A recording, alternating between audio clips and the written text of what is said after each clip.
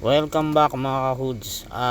Ito yung ah, pumunta kami ng Quezon, no. Nag-request ako dun sa sister ko na ano, no. Actually ano to pala. Chinat ko yung ano, no, yung classmate ko. At ano yun, kapitbahay namin dito at kababata ako, no. Actually inaanak yun ng ano, no, inaanak yun ng mother ko. Nag-chat ako sa kanya at nagsabi ako baka merong pusit kasi nga tagpusit ngayon doon sa Quezon. So since isa ito sa tatlong paborito kong paglutuin, no. Una yung number one sa akin, alimasag, hipon at saka yung pusit. Actually nung bata pa ako, no, hindi ako masyadong mahilig dun sa ibang ulam except dito sa mga to, no. Ito talaga yung mga number one na pagkain na madalas na pinaluluto ko dun sa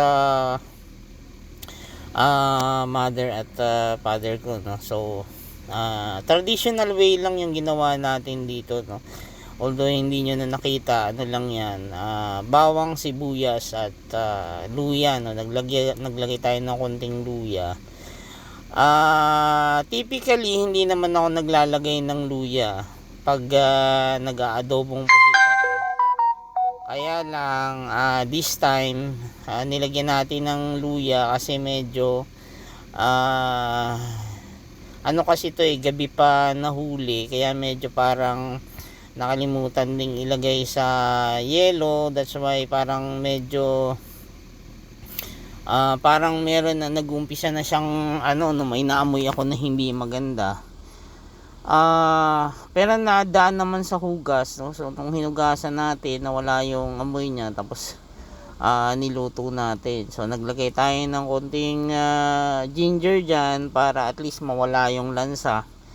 At mawala yung ano, madagdag aroma, no. So ginisa-gisa lang natin yan. Traditional way kasi yung ginagamit natin dyan, no. So naglagay lang tayo ng konti ng bawang, naglagay tayo ng asin, and then halo-halo lang ng konti. At may tumalumpang isa. Ano yan, no, 2 kilos yung binili namin na yan na ano, na pusit. So yung in order ko dyan 2 kilos yan. Nagtira lang ako ng mga 5 pieces kasi pa-fried ko mamayang hapon, so parang gagawing butterfly. Ayun, nakalimutan ko na naka white t-shirt, naka white sando ako dyan. Kaya nung nagluluto ako, of course tumatalsik yung ano niya, no, tumatalsik yung ink niya, tumatalsik. So nung habang hinahalo ko, napapansin ko na napunta na doon sa damit ko yung mga ink niya. So ganyan lang yung ginagawa natin normally. Yung iba kasi nilalagyan nila yan ng toyo at saka ng suka.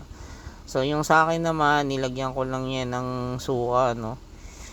And take note, medyo kakaiba kasi yung suka dyan, kasi meron dyang suka na since nung bata pa ako ay yun na yung ginagamit, no, yung rose vinegar. Gawa yan dyan sa Pitogo. No, not actually Pitogo, gawa yan dyan sa Quezon. So parang dyan lang mabibili yung rose vinegar na yan. At kakaiba yung lasa niya, no, pagka nilagay mo sa mga ganyan. So malasang malasa siya. Ano lang naman yan, mabilis lang lutuin yung mga pusit na ganyan. Konting halo-halo lang. Minsan kasi pag na-overcook yan, nagiging gummy. So naglagay tayo lang dyan ng magic sarap as additional flavor. Tapos hinalo-halo lang natin. In fact, hindi na tayo dyan nagdagdag ng ano, no, nagdagdag ng water. kung ano yung water dyan, yung liquid na nandyan sa ano niya, sa kawali, ayan yung liquid na nanggaling dun sa pusit na binili natin. No, ako mapapansin nyo rin, hindi masyadong lumiliit yung pusit dyan. Unlike yung pusit na nabibili dito sa Maynila, ay talagang nagsishrink ng todo yun kasi binababad nila yun sa tubig para mag-absorb at para pag binenta ay medyo mabigat. Pero actually maliliit lang yan before. So, hindi na nakita yung rose vinegar na nilagay ko dyan. Tapos hinahantay na lang natin na lumambot-lambot ng konti. Tapos tinikman naman na natin. Actually tama naman na sa akin yung ano, yung asim niya, no. Kaya lang nung tinikman nung kapatid ko dito, parang sabi niya kulang daw yung asim, no? Kulang daw yung vinegar na nalagay. But sa akin napasok yun. So naging medyo gummy yan ng konti because sinabay yung suka. Supposed to be daw palambutin muna before na ilagay yung suka. So yan, tapos na. Thank you.